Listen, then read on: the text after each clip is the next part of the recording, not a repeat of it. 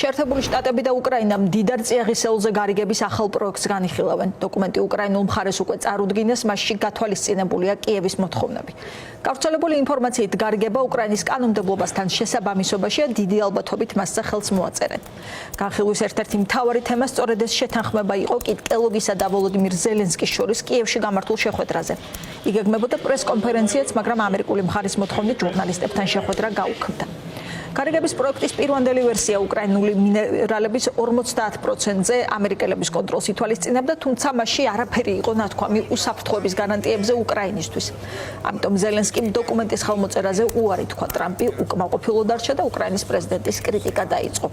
კელოგთან შეხვედრის შემდეგ ზელენსკიმ Facebook-ზე პოსტი გამოაქვეყნა, დაწერა, რომ უკრაინა მზად არის ძლიერი ეფექტური ინვესტიციისთვის და უსაფრთხოების შეთანხმებისთვის. წარმატება ყველას გვაერთიანებს. უკრაინა-ამერიკის ძლიერი ურთიერთობები მთელ მსოფლიოს მოუტანს სარგებელს, ასე წერს ზელენსკი. He needs to come back to the table. ის უნდა დაბრუნდეს მაგიდასთან და ჩვენ გავაგრძელებთ დისკუსიას იმის შესახებ, თუ სად მიდის ეს გარიგება. გვაქვს ვალდებულება გადასახადის გადამხდელთან. ფიქრობ, ეს არის შესაძლებლობა. პრეზიდენტი ფიქრობს, რომ ეს არის უკრაინის წინსვლის შესაძლებლობა. ჩემი აზრით, უკრაინის მომავლისა და უსაფრთხოებისთვის მათ კეთილდღეობაში შეერთებული შტატების გრძელვადიან ინვესტიციაზე უკეთესი არაფერია და შემდეგ ამის მთავარი ნაწილი ასევე არის უსაფრთხოების გარანტიები. რეალობა, რაზეც ვსაუბრობთ, ასეთია, არის თუ არა ეს უკრაინის ინტერესი, ევროპის ინტერესი. რა თქმა უნდა, რუსეთის ან ამერიკული ხალხის ინტერესიც არ არის, რომ ეს ომი მარადიულად გაგრძელდეს. საუბრის მთავარი ნაწილი დახმარებას უწევდა ზელენსკის გაეგო, რომ ომი უნდა დასრულდეს.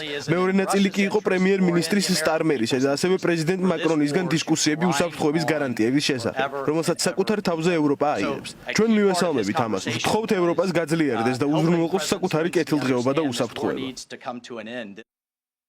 Генерал Келог зустріч, яка відновлює надію нам. გენერალ კელოგთან შეხვედრა იმედის მომცემია. ჩვენ გვჭირდება ძლიერი შეთანხმებები შეერთებულ შტატებთან. შეთანხმებები, რომლებიც ნამდვილად იმუშავებს. გავეცი მითითებები, რომ ვიმუშაოთ სწრაფად და ძალიან გონივრულად. ეკონომიკა და უსაფრთხოება ყოველთვის უნდა შეესაბამებოდეს ერთმანეთს. მნიშვნელოვანია შეთანხმებების დეტალები. რაც უფრო კარგადაა შედგენილი მისი სტრუქტურა, მით უფრო დიდი იქნება შედეგი. გენერალ კელოგთან ერთად განვიხილეთ ფრონტის მდგომარეობა. რუსეთში მყოფი ყველა ჩვენი პატიმრის გათავისუფლების აუცილებლობა და უსაფრთხოების გარანტიების საიმედო და მკაფიო სისტემის აუცილებლობა, რომელიც უზრუნველყოფს იმას, რომ ომი აღარასდროს დაბრუნდება.